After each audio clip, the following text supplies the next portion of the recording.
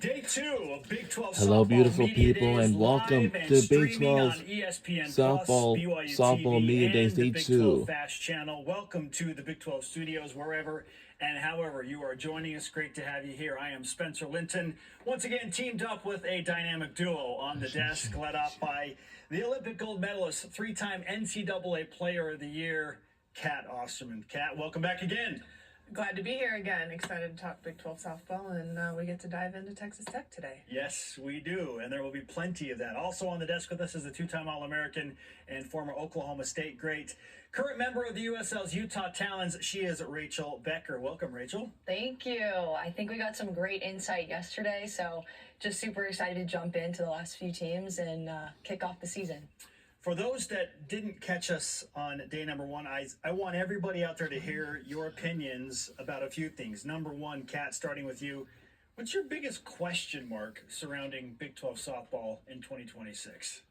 Well, I think there's two things we heard a lot yesterday. A lot of programs rebuilt their pitching staff. So what's the question mark is what are people's pitching staffs going to look like?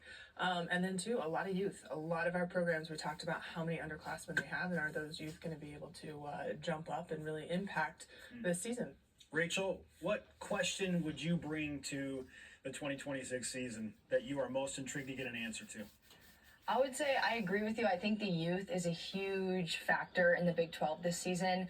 But I'm really excited to see how some of the teams near the bottom of the conference, Houston, Utah, Houston with a new staff coming in, and like you said, Utah with some new players, and they have that postseason experience, how they can put it together this year and make the conference a little more competitive as a whole. Let's set the stage for what's going to happen by taking a quick look back, reminiscing on the final standings from 2025 Big 12 softball. And not shockingly, there are always a few teams that surprise. Not saying that Texas Tech Last look at was the that team. standings. They're the clear Texas Tech, they were like dominant in force top with the first place. $1 million arm, Niger 20 Kennedy. and 4, Arizona 54 and always 14 tough finish overall. second, That's but good. Iowa State finishing third. That was a surprise, knocking Oklahoma State down to the 4 line. Arizona State and BYU kind of mired there at the bottom half of that upper tier. Then UCF, Baylor, Kansas, Utah, and Houston. Who can take the major jump this year from last year's standings and this year's preseason poll moving up?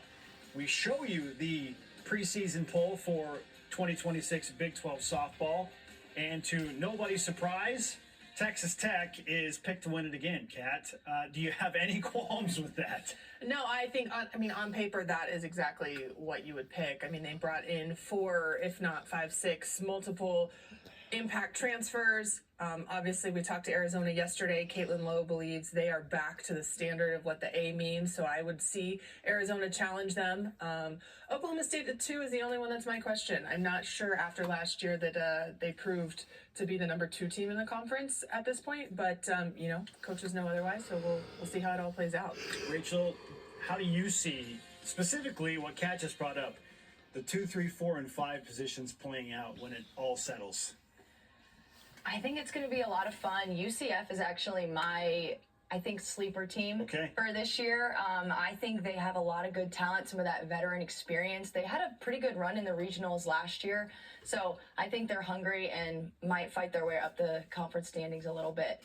All right, UCF is the sleeper for Rachel. Kat, who's your sleeper? For those that missed it yesterday. If you missed it yesterday, I'm high on Iowa State. I think they obviously ended on a high note. They finished third in the Big 12. They made a run in the Big 12 tournament.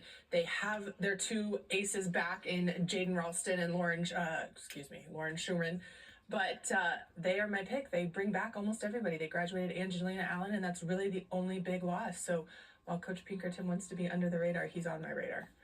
Let's give you an idea of some of the star players to look for. We've already laid out a few names, and Kat talking about pitching staffs, not surprisingly. That's what she does. She brings the heat from the circle. But here is a look at the all preseason team, and a couple of stars from Arizona, Reagan Shockey and Sydney Stewart. Kenzie Brown and Tanya Windle representing the Sun Devils of Arizona State. Brooklyn Carter, the lone member of the preseason team from Baylor. BYU with Elovea Brittingham and Lily Owens. Isabella Vega leading Rachel's sleeper team. And UCF, there's Jesse Clemens for Iowa State at utility. And then you get to the back half, which is dominated by Texas Tech on the bottom, but we can't leave out Rosie Davis and Ruby Malin from Oklahoma State. There you see 7 different Red Raiders making the Big 12 all preseason team. Did they leave anybody off the list from Texas Tech that deserves to be on there?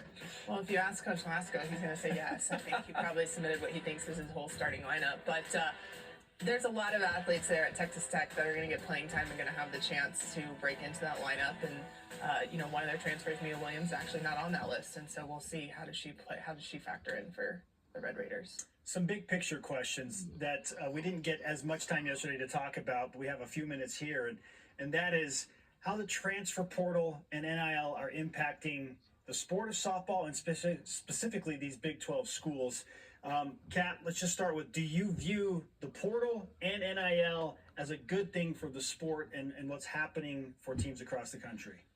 Yeah, I think the portal can go either way. You talk to some coaches. I've interviewed Coach Eakin from BYU in the past, and he's like, hey, I love the portal. The portal's always open for BYU because he'll take as many athletes as he can get if it's going to mean it's going to help him compete in the Big 12. But then at the same time, you see the reverse, where you see athletes that are competing in the Big 12 because NIL is a factor, and maybe schools have more money. Now they're getting poached or they're, getting lured to go ahead and get in the portal and then go make some money. But at the same time, I can't deny that if I didn't have the offer or the way to leverage to be able to make some money, that I wouldn't have done it back in the day. Loved where I went to school. I don't know that I would have left, but I probably would have made some moves to leverage my situation. Yeah, Kat's still waiting for that retroactive payout. It didn't go that far back, unfortunately. Let's keep pushing it back because you deserve it, no doubt about it. Rachel, you were a transfer in your own right.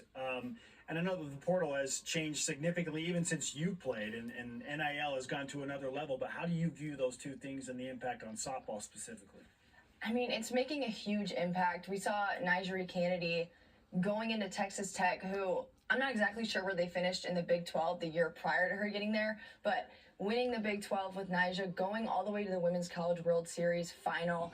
It's making a huge impact. I think it's great for the athletes, and I know a lot of people give some athletes some hard time about going and chasing the money, but I mean, we all know if you were in the same situation, you do the same thing, and good for them. They're getting their name out there, and they're getting paid for it. So, I mean, I think it's a good thing, but it is definitely changing the landscape of the sport.